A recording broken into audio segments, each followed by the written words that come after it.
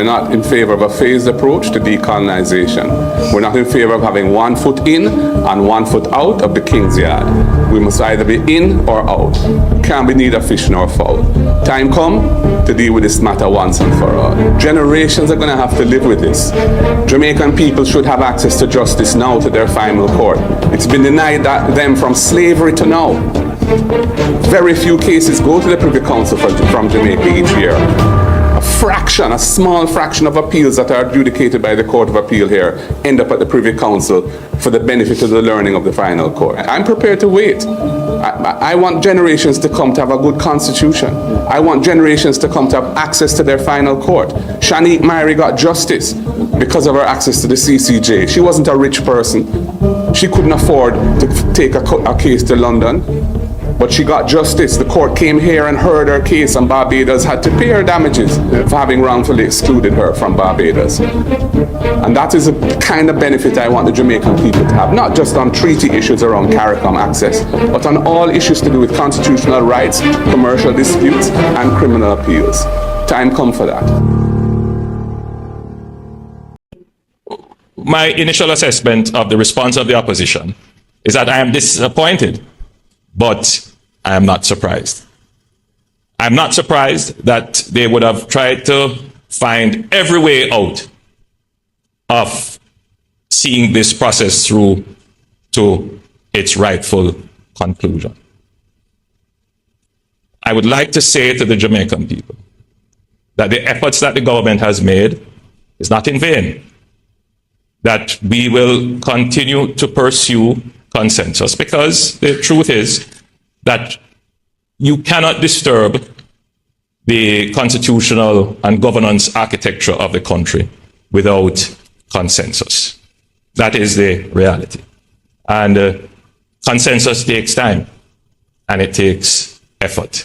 So I speak to you today as Prime Minister of the country, not as leader of a political party seeking power, but as someone who is genuinely interested in the advance of our country.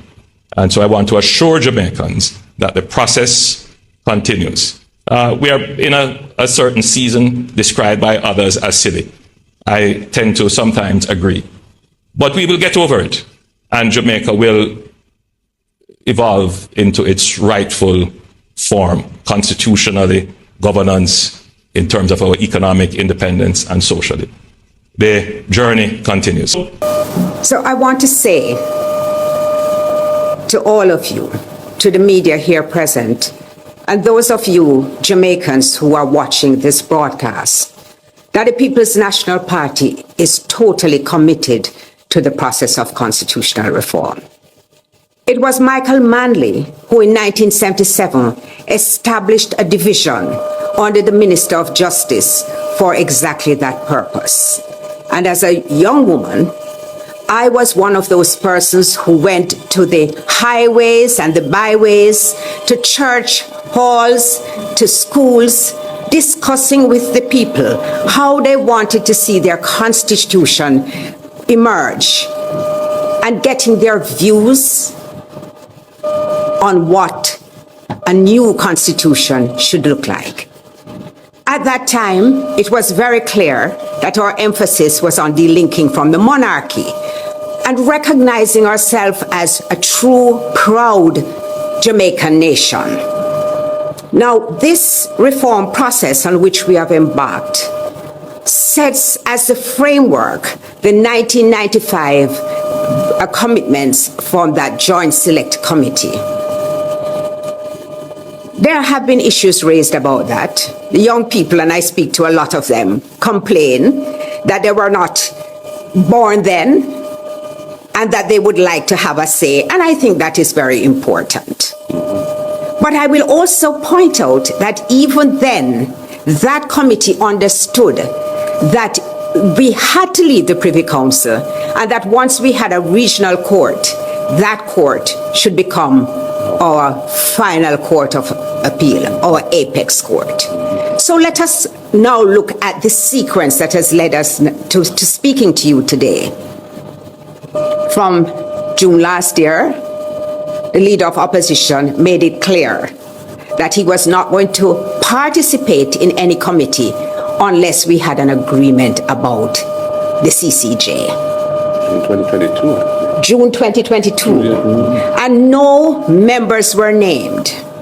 In an attempt to resolve it, a Vale Royal talk was organized by the church. The church was really, we had it at church premises, Leader, you'll recall. And they were instrumental in bringing us together. That meeting was very fruitful, and we left with the Leader of Opposition appointing myself and Anthony to sit on the committee and appointing Hugh Small as a nominee. We recommended him to them.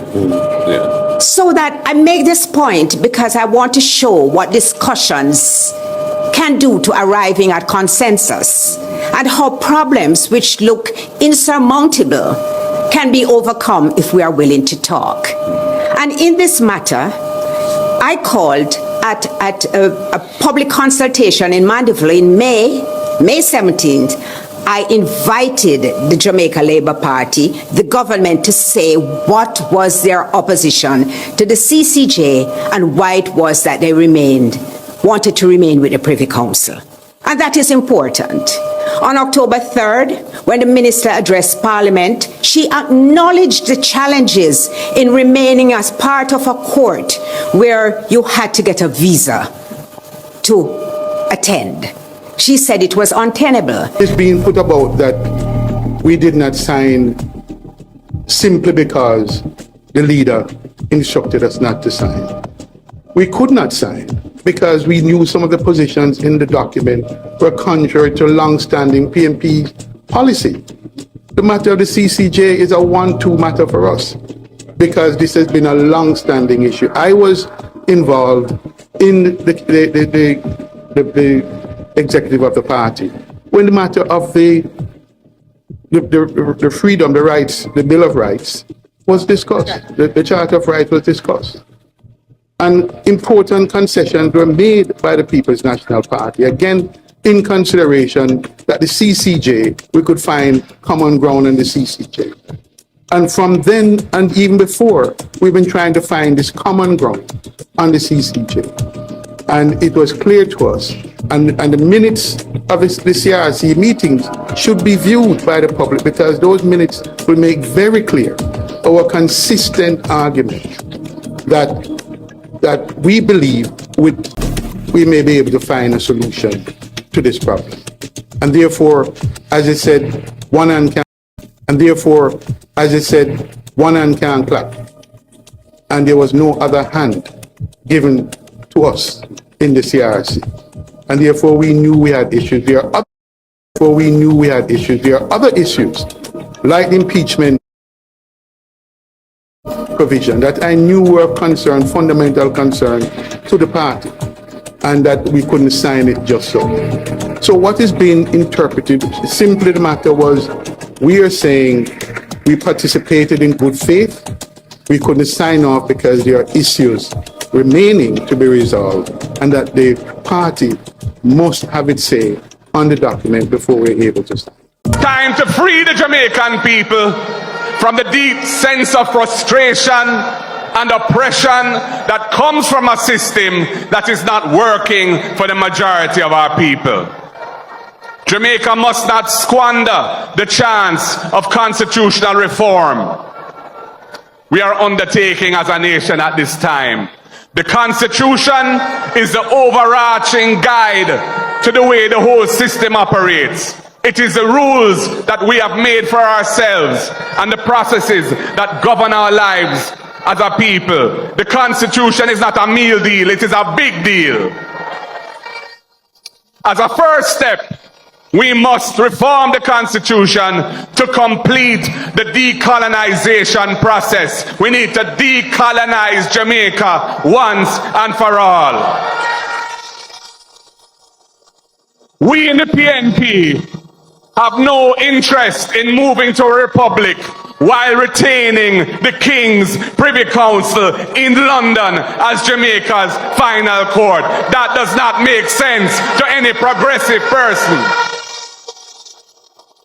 Jamaicans need a final court where they don't need a visa to go there and where the costs of attending court are not way out of their reach. Time come for a Jamaican head of state and the Caribbean Court of Justice as our final court. Decolonization now. We, the People's National Party, will support both moving forward together. We have no interest in one without the other. It is time